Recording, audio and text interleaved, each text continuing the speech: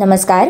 Radio MPSC गुरुमध्ये मी RJ Prajakta सगळ्यांचे स्वागत करते. मित्रांनो, आजच्या दिवसाची सुरुवात करूया एका सुंदर विचाराने.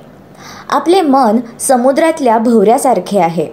ते माणसाला दूर नेऊन बुडवते. एक वेळ समुद्राला बंध घालणे सोपे असते, पर्वत उपटणे सोपे असते, पण मनाला आवर घालणे महाकर्म कठीण आहे. आणि ज्याचे मन ताब्यात येते तो संपूर्ण जगावर विजय मिळवू शकतो, असे स्वामी विवेकानंद म्हणतात. मित्रांनो, आज आहे 29 ऑक्टोबर. जाणून घेऊया आजच्या दिवसाचे विशेष.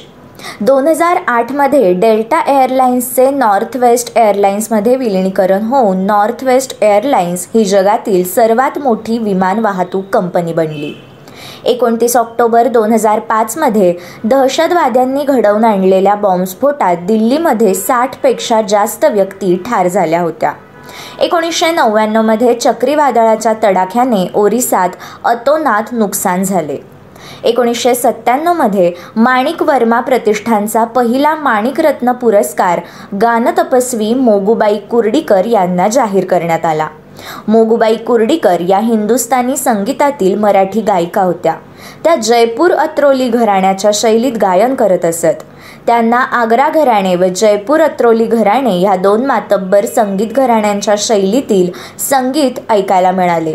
मोगूबाई या गानतपस्वीन या उपाधीने ओळखल्या जातात. 1997 साली अभिनेते दिलीप कुमार यांना प्रतिष्ठेचा NT रामराव हा राष्ट्रीय पुरस्कार जाहीर करण्यात आला. 1996 साली स्वदेशात बनवलेली कामिनी ही 30 मेगावॉट क्षमतेची अणुभट्टी कल्पकम येथे कार्यान्वित करण्यात आली. युरेनियम 233 हे इंधन वापरणारी ही आशियातील पहिली अणुभट्टी आहे. 1996 साली मध्य प्रदेश सरकारतर्फे दिल्या जाणाऱ्या तानसेन पुरस्कारासाठी शास्त्रीय गायिका गिरिजा देवी यांची निवड झाली. विज्ञान आणि तंत्रज्ञान क्षेत्रातील कामगिरीसाठी देण्यात येणारा होमी भाभा पुरस्कार डॉक्टर T ज्ञानशेखरन आणि REK मूर्ती यांना विभागून जाहीर करण्यात आला. 1994मध्ये आजच्याच दिवशी टांगानिया व झांबिबार एकत्र येऊन टांझानिया हा देश 1964 साली बनला. टांझानिया हा पूर्व आफ्रिकेतील एक देश आहे. डोडोमा ही टांझानिया राज्याची राजधानी आहे आणि दार एस सलाम हे टांझानियातील सर्वात मोठे शहर आहे.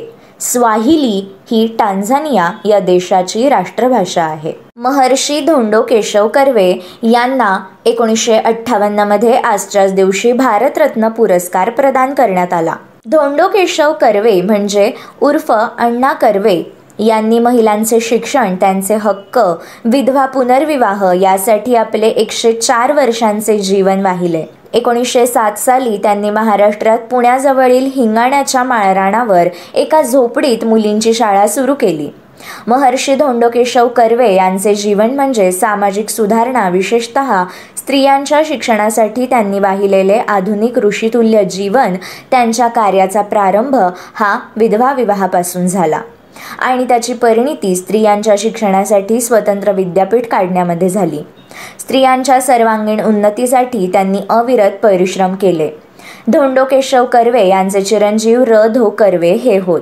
त्यांनी देखील सामाजिक सुधारणेसाठी महत्त्वपूर्ण योगदान दिले आहे. भारतामध्ये त्या काळात संतती नियमनाच्या प्रश्नांवर बोलणे हा देखील गुन्हा मानला जात होता. अशा काळामध्ये या संपूर्ण कार्यासाठी स्वतःच वाहून घेऊन त्यांनी लोकांना संतती नियमनाचा महत्त्व पटवून दिले. धोंडो केशव कर्वे ही काळाची पावले ओळखणारे महान असे समाजसुधारक होते. 1922मध्ये बेनिटो मुसोलिनी इटलीच्या पंतप्रधानपदी विराजमान झाले. बेनिटो मुसोलिनी हे इटलीचे भूतपूर्व पंतप्रधान व हुकुमशहा होते. इटलीमध्ये फॅसिझम स्थापन करण्यात बेनिटो मुसोलिनी यांनी महत्त्वपूर्ण भूमिका बजावली. दुसऱ्या महायुद्धामध्ये मुसोलिनीने नाझी जर्मनीसोबत मैत्री केली व अक्षराष्ट्रांमध्ये सहभाग घेतला. 1894मध्ये 29 ऑक्टोबर या दिवशी महाराष्ट्र ग्रंथोत्तेजक सभेची स्थापना झाली. यामध्ये मराठी भाषा संवर्धन व प्रसार हे ध्येय समोर ठेवून ही संस्था कार्यरत होती. संस्थापक सदस्यांमध्ये लोकमान्य टिळक, न्यायमूर्ती महादेव गोविंद रानडे व प्रा. रा. गो. भांडारकर यांचा समावेश होता. ऑस्ट्रेलियन क्रिकेटपटू मॅथ्यू हेडन यांचा जन्म 1971 झाला. साहित्यिक व पटकथा लेखक प्रभाकर तांबणे यांचा जन्म 1931 आजच्याच दिवशी झाला.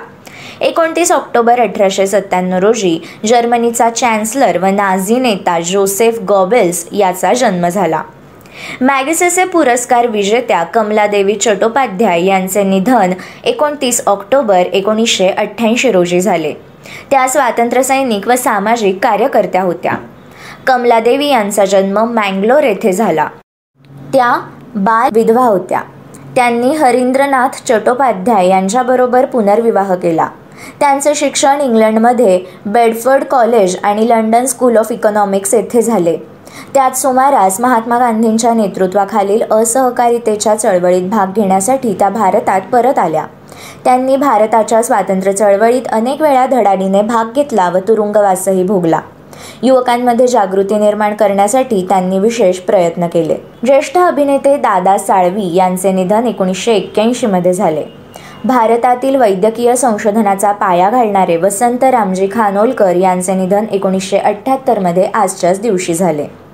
भारतातील आधुनिक वैद्यकशास्त्राचा पाया घालणारे विकृतीशास्त्रज्ञ आणि विषाणूशास्त्रज्ञ म्हणून वसंत रामजी खानोलकर प्रसिद्ध आहेत.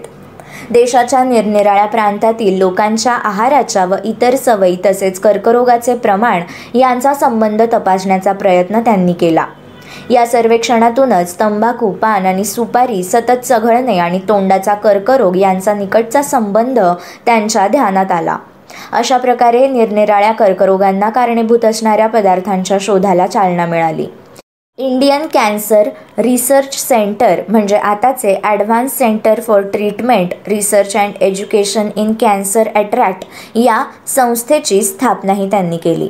कुष्ठरोगाविषयी त्यांनी मूलभूत संशोधन केले. त्यातूनच कुष्ठरोगास कारणीभूत ठरणारा आणि प्रयोगशाळेत ज्याची वाढ केली जाऊ शकते अशा एका विषाणूचा शोध त्यांना लागला. वैद्यकशास्त्राच्या शिक्षणात आधुनिकता आणण्यासाठीही त्यांनी मोलाचे प्रयत्न केले. ते मुंबई विद्यापीठाचे कुलगुरूही होते. फ्रान्सचे पंतप्रधान आणि गणितज्ञ पॉल पेनव्लीव यांचे निधन 1933 झाले. हंगेरियन अमेरिकन राजकीय नेते आणि प्रशासक, वृत्तपत्र क्षेत्रात महत्त्वाची कामगिरी बजावणारे जोसेफ पुलित्झर यांचे निधन 1911 झाले. पुलित्झर पुरस्कार हा वृत्तपत्रीय सदर लिखाण, वाङ्मय आणि सांगीतिक रचनेसाठी जोसेफ पुलित्झर यांच्या नावाने दिला जातो. 1917 साली अमेरिकन प्रकाशक जोसेफ पुलित्झर याने हा पुरस्कार सुरू केला. अमेरिकेच्या न्यूयॉर्क शहरातील कोलंबिया विद्यापीठाकडे या पुरस्काराचे व्यवस्थापन आहे. दरवर्षी 21 प्रकारच्या साहित्याला हा पुरस्कार दिला जातो. $10,000 रोख आणि प्रशस्तीपत्र असे या पुरस्काराचे स्वरूप आहे. समाजसेवा स्वरूप वृत्तपत्रीय लेखनासाठी एक सुवर्णपदकही असते. जोसेफ पुलित्झर यांच्या 1904च्या मृत्यूपत्रानुसार लेखनास उत्तम प्रोत्साहन प्रदान करण्याच्या हेतूने हा पुरस्कार पुलित्झर यांनी सुरू केला. पत्रकारितेमध्ये 4 अक्षरे आणि नाटक श्रेणीत 4, शिक्षण श्रेणीत 1 असे पारितोषिके आणि 5 प्रवासी शिष्यवृत्ती यासाठी पुलित्झर पुरस्कार दिला जातो. या पुलित्झर पुरस्काराला पुलित्झर सन्मान किंवा पुलित्झर पारितोषिक असेही म्हटले जाते. आमच्या कार्यक्रमाचा फीडबॅक देण्यासाठी तुम्ही आम्हाला व्हॉट्सॲपला मेसेज करू शकता. त्यासाठी आमचा व्हॉट्सॲप नंबर आहे 8698869880 अर्थात 8698869880. मित्रांनो, ऐकत रहा radio MPSC Guru, spreading the knowledge, powered by spectrum academy.